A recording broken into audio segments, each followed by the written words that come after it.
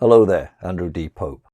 This video is about happiness, the pursuit of happiness, and the, I think, confusion around trying to do that, and the idea that happiness emerges as a result of other activities, in this case, processes of a well-lived life.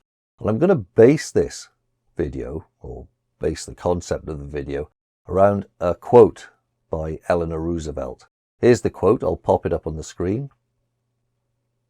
"Happiness is not a goal, it's a byproduct of a life well lived." Eleanor Roosevelt. I find that a fascinating quote, very, very apt. And what I take it to mean is that happiness itself really shouldn't be, as Eleanor Roosevelt said, an end goal. Happiness is not a state you can enter into, finally achieve, and then bask in the glory of forever and a day. It doesn't work like that. Happiness is ephemeral. It's an occasion. It's something that just happens, and you enjoy it, you are happy, and then you move into other states. It's not a perpetual state of affairs. Happiness is something which emerges as the result of other things. And the other things we're talking about today here are processes you will design. You can call this life design, you can call this life engineering. There are a number of names for this. It's quite an interesting concept. This idea that you can define and design the way you want to live. You build in processes which play to your core values, which satisfy the things you want to do in life. And from that emerges happiness. And long term, I now, after many, many years of confusion, I was chasing happiness for many years, I now aim for contentment. Contentment is that, for me, it represents the feeling that I have what I need and I can supply other people with what they need, the people around me that I love and the people who love me. And that's contentment, okay?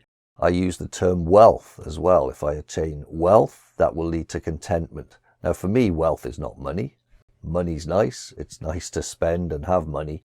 But wealth is more about the things which are valuable to me, the things which represent or match my core values in life. So it's a much more abstract thing than mere possessions or money. To give you some examples, I used to use a lot of phrases like, I will be happy when I have. I will be happy when I have done. I will be happy when I have got. And you can hear, I hope, and perhaps you've used these phrases as well, many people do, that I'm assuming happiness is some future thing that I'm gonna get. What it means is I'm not actually happy now because I'm perceiving that I lack something. So the trick is to live well now. Be content with what you've got now. Work harder to get other things that will create contentment, and that's a lifelong process. But be content where you're at with what you've got. Happiness will emerge in the process of being content, if you like, and working towards getting more contentment and a fulfilled life with the things that you feel wealthy once you've attained them or achieved them. That's one of the most solid and sustainable ways to get happiness. As I mentioned earlier, we talk about life engineering, so don't let other people dictate what should make you content or wealthy. That's their business. They should sort their own lives out. Society will try and do this to you. Groups will try and do it to you. Other people will certainly try and advise you on how to be content, or they'll even tell you, have this and be happy. Many a guru out there will tell you the route to happiness lies in whatever it is they're selling you. It's not the case. You define it, you should own it, and then you can achieve it. And it's a lot more worthwhile like that.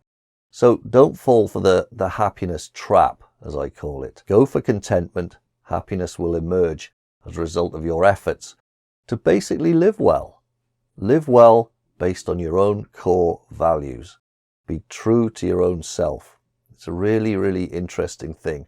My life turned around markedly from my dark days of chasing basically smoke and nonsense to finally seeing that there were some solid things to be aiming at and starting to work towards those. My life turned around as a result. So there you go. I'll reread the quote again. Happiness is not a goal, it's a byproduct of a life well lived. Wise words from Eleanor Roosevelt there. I hope you've enjoyed this. I hope it's been of some value to you, perhaps given you some food for thought. I will see you next time. I'm Andrew Deepope. I hope you enjoyed that video. If you did, like and subscribe for more great content. All the best to you and yours on your unique journey into self-confidence.